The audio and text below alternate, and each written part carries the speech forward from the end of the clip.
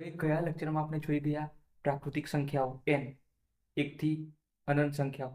ત્યાર પછી શૂન્ય જોઈ ગયા, જે ધન કે ઋણ નથી. ત્યાર પછી પૂર્ણ સંખ્યાઓ, એટલે કે પ્રાકૃતિક સંખ્યાઓ અને ઋણ સંખ્યાઓ, શૂન્ય શૂન્ય સંખ્યાઓ અને ઋણ સંખ્યાઓ ભેગી થઈ.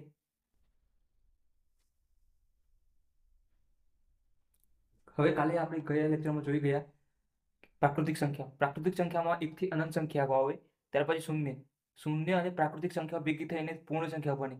પૂર્ણ સંખ્યાઓ અને ઋણ સંખ્યાઓ, એટલે 0 થી અનંત, 1 થી અનંત, 0 અને ઋણ સંખ્યા, બધી સંખ્યાઓ બની પૂર્ણાંક સંખ્યાઓ. પૂર્ણાંક સંખ્યાને આપણે z વડે દર્શાવી શકીએ છીએ, ઇન્ટિજર નંબર કહે છે. NWZQRC મેં તમને યાદ રાખવાનું કીધું હતું.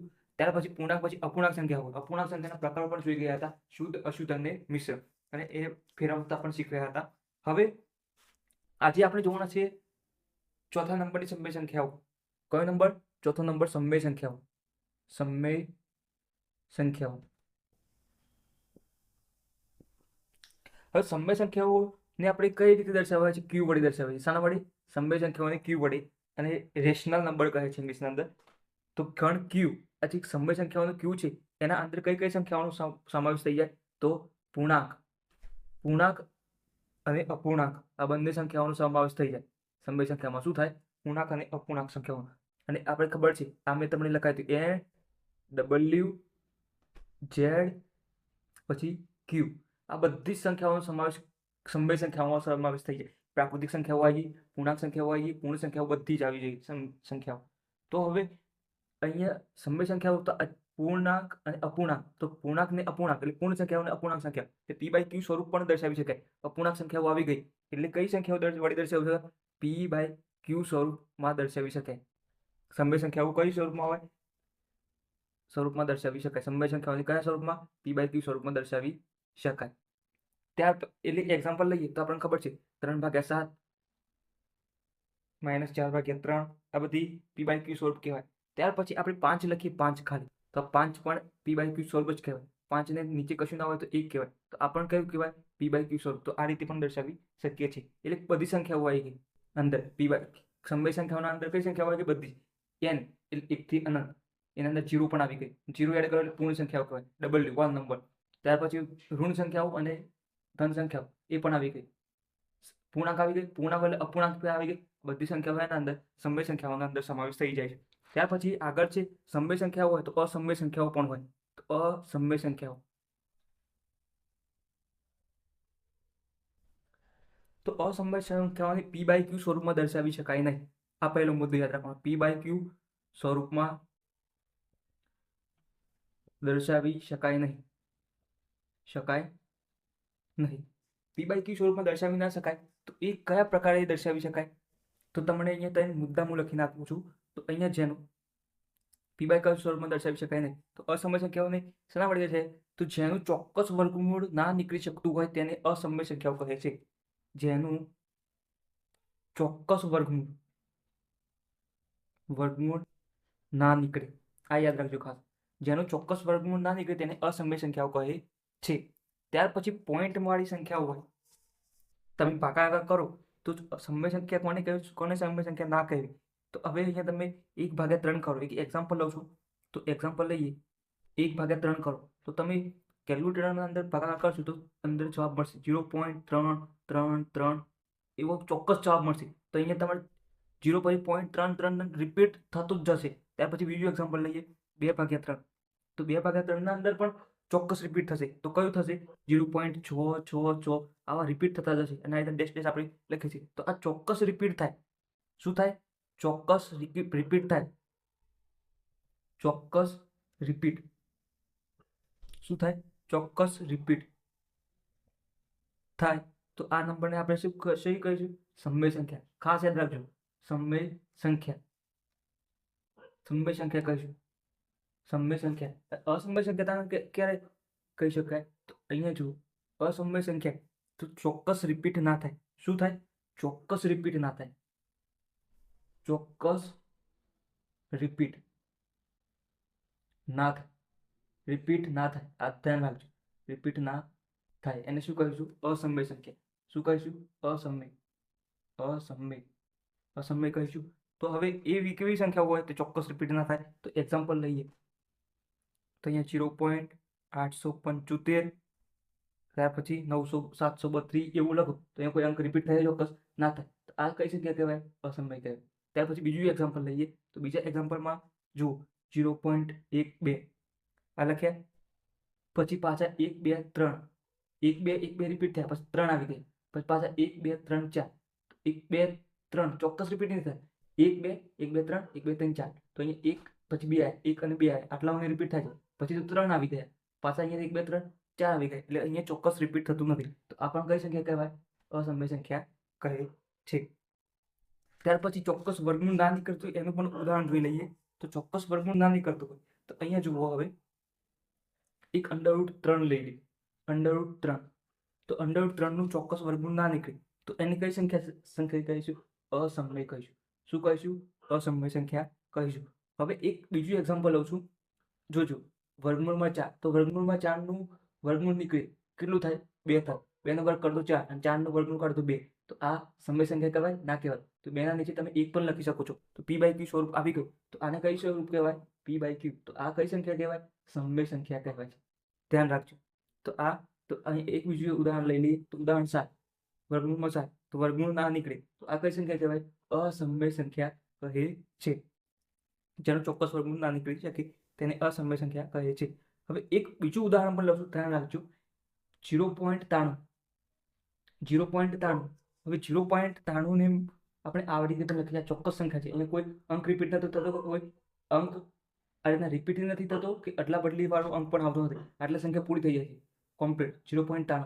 તો હવે તમે 100 વડે ગુણો, 100 વડે ભાગો, એટલે કે આ પોઈન્ટ અહીંયા ખસાડો તો 100 વડે ગુણો એટલે અહીંયા પોઈન્ટ આવી જાય, 100 વડે ભાગવા પણ પડે. તો અહીંયા જો 93/100, 2/1 જેવું સ્વરૂપ થઈ ગયું, આ p/q સ્વરૂપ થઈ ગયું. તો આ સંખ્યાને કઈ સંખ્યા કહીશું આપણે? તો સમય સંખ્યા કહીશું. તો આ પણ ધ્યાન રાખવા જેવું છે. હવે સમય સંખ્યાના અંદર આપણે અસમય સંખ્યાનું શોર્ટ ફોર્મમાં જોઈ લઈએ, તો અસમય સંખ્યા, તો અસમય સંખ્યાના અંદર બીજું વર્ગમૂળ ના નીકળે, વર્ગમૂળ ના નીકળે એને અસમય સંખ્યા કહે. તો એના અંદર કઈ સંખ્યાઓ આવે? √7, √6 એ બધી સંખ્યાઓ આવશે, √3 એવી સંખ્યા. અને બીજી ભાગ જોઈએ તો એ બીજી ભાગ અચળાંક વાળો આવે, અચળાંક. તો હવે એક અચળાંક તમારે યાદ રાખવાનું છે. તો કઈ સંખ્યા છે અચળાંકના અંદર? પાઈ છે કે પાઈ, એ તમારી કઈ સંખ્યા છે? અસમય સંખ્યા છે. આ ખાસ યાદ રાખવાનું છે. પાઈ છે એ કઈ સંખ્યા છે? અસમય સંખ્યા છે. ત્યાર પછી બીજું એક પણ અચળાંક આવે છે, ઈ, એક્સપોનેન્શિયલ એવું કહેવાય છે, એક્સપોનેન્શિયલ. તો આ અચળાંક પણ એની અસમય સંખ્યા છે. આ પાઈ ખાસ યાદ રાખજો, અસમય સંખ્યા. પણ પાઈની કિંમત કેટલી છે? 22/7. તો 22/7 એ કયા સંખ્યામાં આવશે? તો અહીંયા અસમય સંખ્યા, આ 22/7 છે એ સમય સંખ્યામાં આવે છે. અહીંયા જુઓ 22/7, તો આ કેવું સ્વરૂપ થઈ ગયું? p/q સ્વરૂપ થઈ ગયું. તો આ સંખ્યા કઈ થશે? સમય સંખ્યા થશે. કઈ સંખ્યા થશે? 22/7 સમય સંખ્યા થશે. તો આ હતું અસમય સંખ્યા અને આ હતું સમય સંખ્યા. તો આપણે સમય સંખ્યા અને અસમય સંખ્યા બંને જોઈ લીધું છે. તો વિડીયોને પોઝ કરીને લખી લો. ત્યાર પછી આપણે આગળ જઈએ તો વાસ્તવિક સંખ્યાઓ તરફ જઈએ. હવે સમય સંખ્યાઓ અને અસમય સંખ્યા આવી ગઈ તો બંને ભેગી થઈને કઈ સંખ્યાઓ મળે? તો વાસ્તવિક સંખ્યાઓ મળે. તો વાસ્તવિક સંખ્યાઓને આપણે જોઈએ તો લખીએ વાસ્તવિક સંખ્યાઓ. r વડે દર્શાવવામાં આવે. શાના વડે? r વડે દર્શાવવામાં આવે છે. તો હવે NWZQR આપણને ખબર છે, NWZQR. હજી આવે છે C. તો સંખ્યાઓ જોઈશું આપણે, અંદર આપણે C કરીને લખીશું. હવે r ના અંદર કઈ કઈ સંખ્યાઓનો સમાવેશ થાય? તો બધી સંખ્યાઓ આવી ગઈ. સમય સંખ્યાઓ આવી ગઈ, અસમય સંખ્યાઓ આવી ગઈ. z એટલે પૂર્ણાંક સંખ્યાઓ, ધન, ઋણ, શૂન્ય. w એટલે 0 અને 3 સંખ્યાઓ, અને n એટલે 1 થી અનંત સંખ્યાઓ. એ બધી સંખ્યાઓનો સમાવેશ અહીંયા થતો હોય છે. એટલે આપણે વાત કરીએ તો 1 થી અનંતની સંખ્યાઓ આવી ગઈ. હા, પછી અહીંયા ધન અને ઋણ સંખ્યાઓ પણ આવી ગઈ. અંદર 0 આવી ગઈ, ધન અને ઋણ સંખ્યાઓ -2, પૂર્ણાંક અંદર બધું આવી ગયું. સમય સંખ્યાઓ p/q સ્વરૂપ, પૂર્ણાંક અપૂર્ણાંક સંખ્યાઓ 1/2, આ √3, આ બધી સંખ્યાઓ આવી ગઈ વાસ્તવિક સંખ્યાઓના અંદર. તો હવે વાસ્તવિક સંખ્યાઓના અંદર આટલું જ હતું. હવે આપણે વાત કરીએ કાલ્પનિક સંખ્યાઓ. કઈ સંખ્યાઓની વાત કરીએ? કાલ્પનિક સંખ્યાઓ. ઇમેજનરી નંબર કહે છે. શું કહે છે? Imaginary number. ઇમેજનરી તમે લખી દેજો ઇમેજનરી ઇમેજનરી નંબર કહે છે. તો વાસ્તવિક નથી તેવી બધી સંખ્યાને શું કહે છે? કાલ્પનિક. વાસ્તવિક ના હોય, કાલ્પનિક હોય, આપણને ખબર જ છે. અમે આ રીતના વાત કરતા જ હોય છે. કાલ્પનિક છે, આ દ્રશ્ય કાલ્પનિક છે. જે આપણે વાસ્તવમાં નથી એને કાલ્પનિક કહે છે. વાસ્તવિક ના હોય એને કાલ્પનિક કહે છે. વાસ્તવિક નથી તેને શું કહે છે? કાલ્પનિક સંખ્યાઓ કહે છે. તો આ સંખ્યાના અંદર શું થશે? તો અહીંયા કાલ્પનિકમાં શું છે? તમને ખબર છે કે ઋણ સંખ્યાનું વર્ગમૂળ ના નીકળે, તો એવી સંખ્યાનું પણ વર્ગમૂળ નીકળે એને શું કહે છે? કાલ્પનિક. તો હવે આપણે ટ્રાય કરીએ. તો અહીંયા એક એક્ઝામ્પલ લઈએ છીએ, √4. તમને ખબર છે વર્ગમૂળ ઋણ સંખ્યાનું વર્ગમૂળ કદી ના નીકળે અને આ કાલ્પનિક છે, અને તો પણ આપણે વર્ગમૂળ કાઢવાનું છે. તો કઈ રીતે કાઢશું? તો હવે આ 4 છે, અહીંયા જોજો, અંદર 4 નું વર્ગમૂળ નીકળે 2, તો અંદર વર્ગમૂળમાં શું વધ્યું? -1 વધ્યું. તો આ -1 ને શું કહીશું આપણે? આ વર્ગમૂળ -1 છે એને શું કહ્યું? I વડે દર્શાવ્યું, I વડે. તો અહીંયા જવાબ શું મળી ગયો? 2i. તો આ તમારું શું થયું? જવાબ થઈ ગયો. પણ આ કયો જવાબ થયો? કાલ્પનિક થઈ ગયો જવાબ. ખબર પડી ગઈ? તો એ રીતના વર્ગમૂળ 9 નું વાત કરીએ, -9. તો 9 નું વર્ગમૂળ તમને ખબર છે 3 જ નીકળી, પણ અંદર શું વધ્યું? ફરીથી -1. આ -1 ને શું કહીશું? I કહીશું. અહીંયા લખીને આપું છું, -1 વર્ગમૂળ હોય એને શું કહીશું? I કહીશું. શું કહીશું? I કહીશું. અને બીજું આ લખી દીધું. હવે માઇનસ વર્ગમૂળમાં હોય એને I કહીશું. તો અથવા I નો બંને સાઈડ વર્ગ કરી દઈએ, તો અહીંયા વર્ગ કરીએ તો શું થાય? વર્ગમૂળ કેન્સલ થાય. તો I² હોય તો તમે -1 પણ લખી શકો છો. શું લખી શકો? -1. હા, હવે 3 નું વર્ગમૂળ તો 9 નું વર્ગમૂળ 3 નીકળી ગયું. -1 નું શું કહેવાય? I કહે છે. તો આ કાલ્પનિક સંખ્યાઓના અંદર આટલું જ હતું. હજી ઉદાહરણ લેવા તો લઈ શકીએ છીએ, આટલા ઉદાહરણ ઇનફ છે. તો વાસ્તવિક સંખ્યાઓ નથી તેવી સંખ્યાઓની કાલ્પનિક સંખ્યાઓ કહે છે. કાલ્પનિક સંખ્યાઓને શેના વડે દર્શાવવામાં આવે છે? I વડે દર્શાવવામાં આવે છે. કાલ્પનિક સંખ્યાઓને શેના વડે દર્શાવવામાં આવે છે? I વડે દર્શાવવામાં આવે છે. એ કાલ્પનિક સંખ્યાઓને I વડે દર્શાવાય છે. I અથવા J વડે પણ દર્શાવી શકાય છે. અમુક ટાઈમ J વડે પણ દર્શાવતા હોય છે. હવે ઋણ સંખ્યાના વર્ગમૂળને કાલ્પનિક સંખ્યા વડે સરળતાથી દર્શાવી શકાય છે. ઋણ સંખ્યાનું વર્ગમૂળ એને સરળતાથી દર્શાવી શકાય છે. એ આપણે જોયું છે હાલ જ. હવે આગળ વાત કરીએ તો આગળ આપણે લાસ્ટ સંખ્યા છે સંકર સંખ્યા. કઈ સંખ્યા છે? સંકર સંખ્યા. એના અંદર બધી સંખ્યાઓનો સમાવેશ થઈ જાય. વાસ્તવિક અને કાલ્પનિક બધી સંખ્યાઓનો સમાવેશ થઈ જાય. એ કોમ્પ્લેક્સ નંબર કહે છે. શું કહે છે? Complex number. C વડે દર્શાવવામાં આવે છે. તો C ના અંદર કઈ સંખ્યાનો સમાવેશ થઈ જાય? વાસ્તવિક એને રિયલ કહે છે. રિયલ એટલે R. અને કાલ્પનિકને આપણે શાના વડે દર્શાવાય છે? I વડે દર્શાવવામાં આવે છે. તો અહીંયા I જુઓ, 3i 2i. તો આપણે આ સંખ્યાઓની આ તો વાસ્તવિક સંખ્યાઓ છે. વાસ્તવિક સંખ્યાઓને આપણે અહીંયા A વડે દર્શાવીએ છીએ, અહીંયા A. અને અહીંયા જે કાલ્પનિક સંખ્યાઓ છે એના અંદર બીજી વાસ્તવિક સંખ્યાઓ પણ છે 2 અને 3. તો એને B વડે દર્શાવીએ છીએ. અને I તો એમને મૂકવું જ પડે. તો અહીંયા તમે કઈ રીતે મૂકશો? I આ રીતના મૂકીશું. અહીંયા A + IB. તો તમે આ રીતે પણ દર્શાવી શકો છો. આ સ્વરૂપમાં દર્શાવી શકાય છે. કયા સ્વરૂપમાં દર્શાવી શકાય છે? સંકર સંખ્યાને A + IB. તો સંખ્યાને C વડે દર્શાવવામાં આવે છે. શાના વડે C વડે દર્શાવવામાં આવે છે એ તમારે યાદ રાખવાનું છે. અને કઈ રીતે દર્શાવવામાં આવે છે? તો વાસ્તવિક સંખ્યાઓ અને કાલ્પનિક સંખ્યાઓનો સરવાળો કરો તમે, જોડતા સંકર સંખ્યા મળે છે. A + IB વડે દર્શાવવામાં આવે છે. તમારે હવે છેલ્લે શું યાદ રાખવાનું છે? NWZQRC. NWZQR અને અહીંયા C. આ રીતે દર્શાવ. આ તમારે આટલું યાદ રાખો એટલે બધી સંખ્યાઓ અંદર આવી જશે. NWZQRC. હવે અહીંયા આપણી બધી સંખ્યાઓ પૂર્ણ થઈ ગઈ છે. પ્રાકૃતિક સંખ્યાઓ, શૂન્ય, પૂર્ણ સંખ્યાઓ. પૂર્ણ એમાં શૂન્ય અને ધન સંખ્યાઓ. ઋણ સંખ્યાઓ એડ કરો એટલે તમે પૂર્ણાંક સંખ્યાઓ Z મળશે. Z મળી ગઈ. Z પૂર્ણાંક સંખ્યાઓ મળે, અપૂર્ણાંક સંખ્યાઓ પણ મળે. એટલે Z અપૂર્ણાંક સંખ્યાઓ, સમય સંખ્યાઓ અને અસમય સંખ્યાઓ ભેગા કરો તો તમે વાસ્તવિક સંખ્યા મળે. વાસ્તવિક સંખ્યાઓ અને કાલ્પનિક સંખ્યાને ભેગા કરો તો તમને સંખ્યાઓ મળી જાય. વાસ્તવિક હોય તો કાલ્પનિક, બધી સંખ્યાઓ. આ બધી સંખ્યાઓ આપણે જોઈ લીધી. હવે એના સિવાય પણ અન્ય પ્રકાર છે, એ પણ જોઈ લઈએ આપણે. સંખ્યાઓના અન્ય પ્રકાર છે.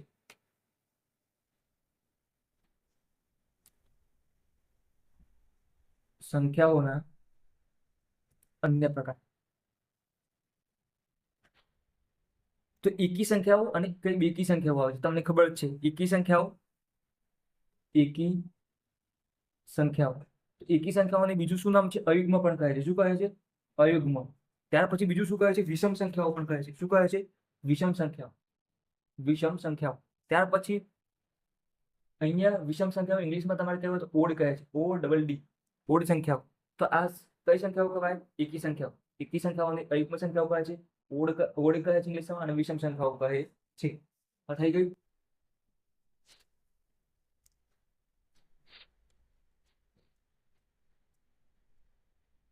હવે અહીંયા કઈ કઈ સંખ્યાઓનો સમાવેશ થાય એકી સંખ્યાઓના અંદર? તો એકડી આપણે બોલીએ તો એક બે બે ની લાઈન છોડીને બોલવાનું તમારે. 1 3 એક પછી એક બોલવાનું. હવે અહીંયા 4 છોડી દેવાના, 5 બોલવાનું, 6 છોડી દેવાના, 7 બોલવાનું. તો અહીંયા 1 3 5 7 9 10 છોડી દેવાના, 11 12 છોડી દેવાના, 13 14 છોડી દેવાના, 15. તો આ રીતના જે સંખ્યાઓ મળે એને એકી સંખ્યાઓ કહે છે, જેને બે વડે ભાગી શકાતા નથી. જેને આ દરેક સંખ્યાઓ છે એકી સંખ્યાઓ, એને બે વડે ભાગી શકાતા નથી. ભાગી શકાતા નથી. હવે બેકી સંખ્યાઓની વાત કરીએ. બીજી બેકી સંખ્યાઓને શું કહે છે? બેકી સંખ્યાઓ અહીંયા અયુગ્મ છે તો અહીંયા શું આવશે? યુગ્મ સંખ્યાઓ આવશે. ત્યાર પછી સમ સંખ્યાઓ પણ કહે છે. શું અહીંયા વિષમ હતું તો અહીંયા સમ સંખ્યાઓ પણ આવે છે. સમ સંખ્યાઓ. અહીંયા ઓડ છે તો અહીંયા એને શું કહે છે? ઇવન સંખ્યાઓ કહે છે. Even numbers. ઇવન તો અહીંયા ઇવન પણ યાદ રાખજો. અહીંયા ઓડ સંખ્યા. હવે બેકી સંખ્યાઓના અંદર જેમ અહીંયા વાત કરી, અહીંયાથી બેકી સંખ્યાઓનો એકમનો અંક શું હોય? બેકી સંખ્યાઓ તો અહીંયાથી સ્ટાર્ટ થાય. અહીંયા જો 0 0 એકી બેકી નથી, પણ અહીંયા આપણે લખીએ છીએ 0 2 4 6 8 10 12 એ રીતના લખતા જઈએ તો આ બેકી સંખ્યાઓ છે. આ જે સંખ્યાઓ છે એને બે વડે ભાગી શકાય છે. આ સંખ્યાને બે વડે નિશેષ ભાગી શકાય છે. નિશેષ એટલે શેષ 0 આવે. બેકી સંખ્યાઓને, જે સંખ્યાઓને બે વડે નિશેષ ભાગી શકાય છે, ભાગી શકાય છે. બે વડે નિશેષ ભાગી શકાય. નિશેષ એટલે શેષ શું હોય? 0 હોય. શું હોય? શેષ 0 હોય. એને આપણે નિશેષ કહીએ છીએ. હવે આગળ જોઈએ તો એકી સંખ્યા અને બેકી સંખ્યાના ધ્યાનમાં રાખવા જેવી બાબતો પણ કેટલીક છે. તો કોઈ પણ એકી સંખ્યાને બેકી સંખ્યા વડે નિશેષ ભાગી શકાતી નથી. અહીંયા તમારે હવે મહત્વની બાબતો યાદ રાખવાની છે. મહત્વની બાબતો યાદ કરી દઈએ. મહત્વની બાબતો તો એક જોઈએ, કોઈ પણ એકી સંખ્યાને, કોઈ પણ એકી સંખ્યાને બેકી સંખ્યા વડે નિશેષ ભાગી શકાતી નથી. કોઈ પણ એકી સંખ્યાને બેકી સંખ્યા વડે નિશેષ ભાગી શકાતી નથી. એકી સંખ્યા એટલે 3 હોય, બેકી સંખ્યા વડે ભાગો તમે તો શેષ 0 ના આવે. નિશેષ એટલે શેષ 0 ના. 2 એકા 2, 1 વધે, 0 મૂકો, અહીંયા પોઈન્ટ મૂકો પડે. 2 × 5 = 10. તો નિશેષ ભાગી શકાતી નથી એકી સંખ્યાને. તમારો જવાબ આવે 1.5. કમ્પ્લીટ આવે નહીં જવાબ, શેષ 0 આવે નહીં, તેને નિશેષ કહી શકાય છે. પરંતુ કેટલીક બેકી સંખ્યાઓને એકી સંખ્યા વડે ભાગી શકાય છે. બીજું, કેટલીક બેકી સંખ્યાઓને એકી સંખ્યા વડે નિશેષ ભાગી શકાય છે. નિશેષ ભાગી શકાય છે. તો અહીંયા વાત કરી 18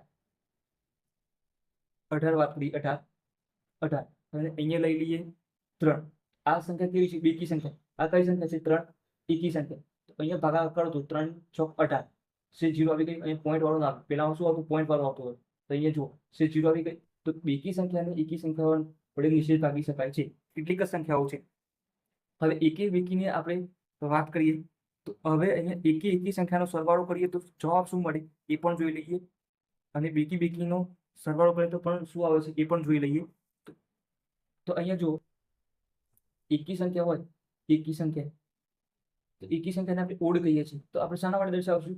ઓ વડે પણ દર્શાવી શકીએ છીએ ડાયરેક્ટ. અને બેકી સંખ્યા માટે શાના વડે દર્શાવી શકીએ છીએ? અહીંયા ઇવન લખેલું હતું તો અહીંયા શાના વડે? ઈ. ઓ અને ઈ વડે દર્શાવી પણ શકીએ છીએ.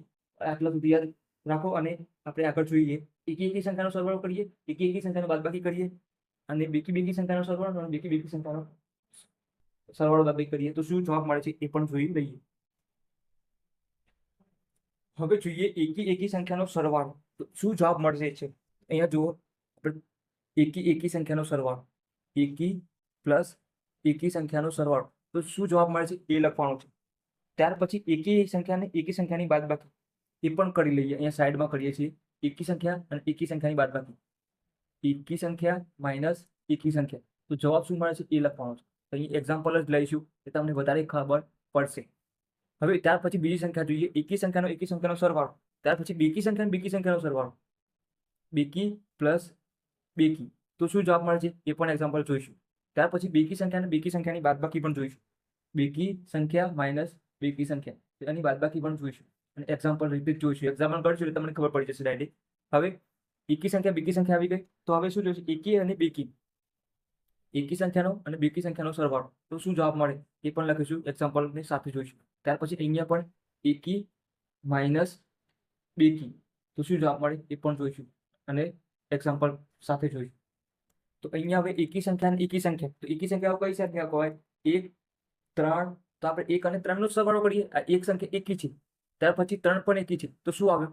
1 + 3 4. તો 4 સંખ્યા કઈ કહેવાય? બેકી કહેવાય. તો અહીંયા શું આવશે? જવાબ બેકી. શું આવશે? બેકી સંખ્યા.